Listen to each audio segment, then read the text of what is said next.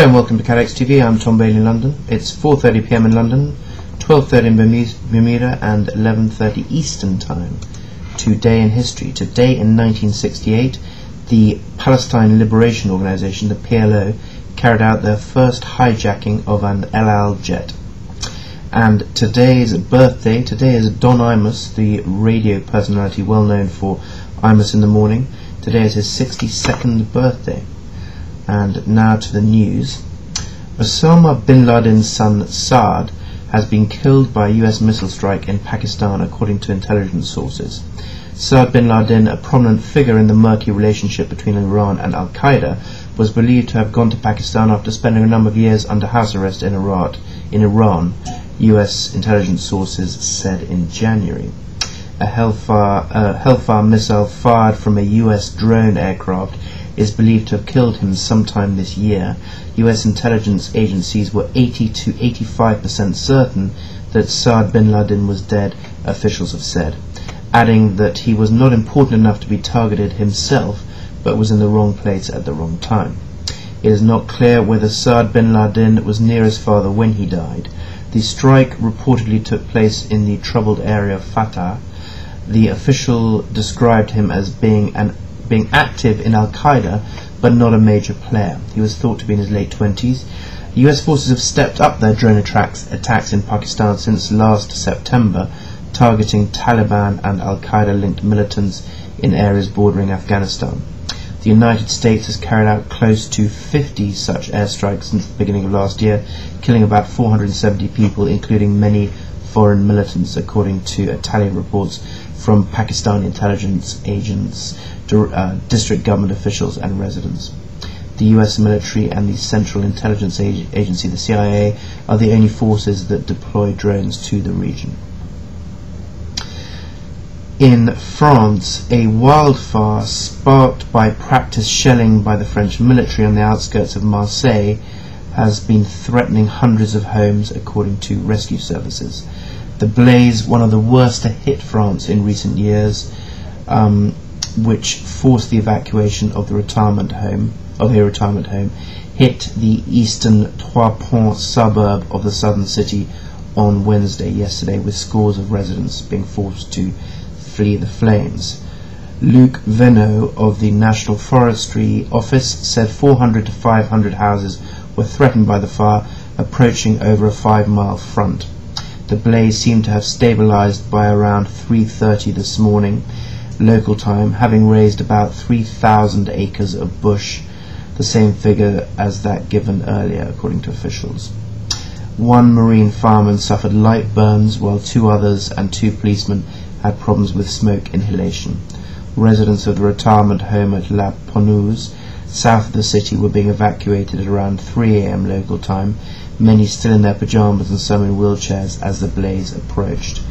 The thick black smoke swirled around the area, covering Marseille, and many residents angrily criticized the French army, which had staged artillery training in its Carpanier camp just before the fire started. Now, in a race to beat the flu season, medical institutes across the United States will begin human trials for a new H1N1 flu vaccine starting early next month, the University of Maryland announced yesterday. In the hope of getting the vaccine to those who will need it most by October, the clinical trials will enroll as many as 1,000 adults and children at 10 centers nationwide, according to officials at the Center for Vaccine Development at the University of Maryland School of Medicine, which will lead the effort. The trials will measure the safety and the effectiveness of the vaccine. The research is a first step towards US health officials' goal of developing a safe and effective vaccine against H1N1, also known as swine flu, which has been declared a global pandemic by the World Health Organization. H1N1 vaccine trials have begun this week in the UK, where the government has promised immunity for any liability claims against drug companies as the vaccine is fast-tracked through the approval process. There have been over 100,000 additional confirmed cases of swine flu in the UK this week alone.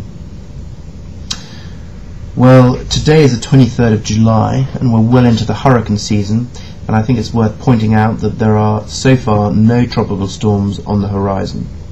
so that's good news. And now to company news. SCOR is set to buy XL Re Life America, a subsidiary of XL Capital, for $44 million. The transaction will be settled in cash and is entirely self-financed. The transaction, conducted via SCOR's wholly owned subsidiary SCOR Global Life, is expected to close on the 30th of September this year and is subject to regulatory approval and normal closing conditions. In 2008, XL Re Life America generated just over $31 million in premium income stemming from traditional mortality business that includes yearly renewable terms as well as co-insurance. The acquisition will help SCOR Life US to develop its US life reinsurance market position. SCOR chairman and CEO Dennis Kessler said, "This small acquisition is one of the so-called gardening deals as described during SCOR's Investor Day in July. It proves that SCOR is able to profit from market opportunities in the current environment. The business acquired shows a strong compatibility with SCOR Life's strategy, that it is rooted in focusing on traditional protection business that is not correlated with economic risks." Gilles Mayer, CEO of SCOR Global Life, said this acquisition will help SGL, SCOR Global Life, to strengthen its services in the mortality protection field and reinforce our position in the United States. The acquisition demonstrates the inroads SCOR is making in the most important life market in the world.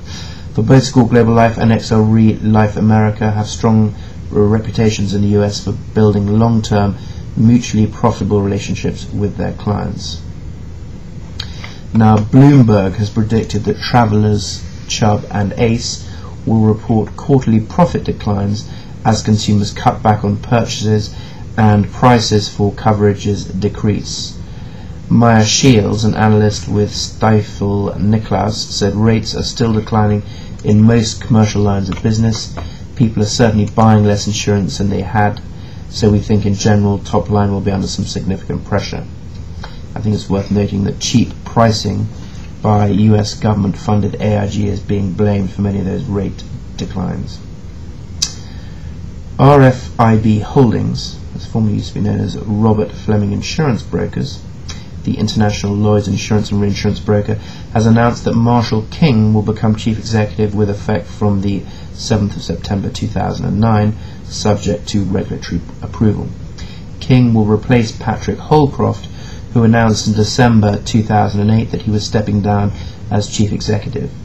King was the founder and chief executive of Improve Line, a private equity-backed insurance claims management business. It was acquired in 2005 by HomeServe, where Marshall occupied a number of senior management roles. He also represented Ireland at sailing in the Olympic Games in Atlanta in 1996. Lord Hodgson of Astley Abbots, who was chairman of RFIB, said RFIB has made significant progress over recent years, and Marshall's appointment is the next stage in the group's development. We have an excellent operational team at RFIB, and I'm confident that Marshall's strong track record of business development combined with his leadership skills will reinforce our existing strong base. At the same time, it's excellent news that Patrick, whose commitment over the past 18 years has helped transform RFIB into a leading Lloyd's broker, has agreed to remain on the board as deputy chairman. And UK-based broker Miller Insurance Services Limited has announced that it will now be offering facultative reinsurance capability out of its Singapore office following the additions of Nigel Cross and Adam Fuller. Cross joins Miller Singapore as head of Asia Facultative Reinsurance. He started his career in 1991 and has been permanently based in Asia since 1996. He has many years' experience in the production and placement of major risks in the non-marine field, focusing on property, energy and construction. He led the Benfield facultative operations in the Asia-Pacific region prior to joining Miller. Fuller also joins the facultative reinsurance business unit at Miller from Benfield.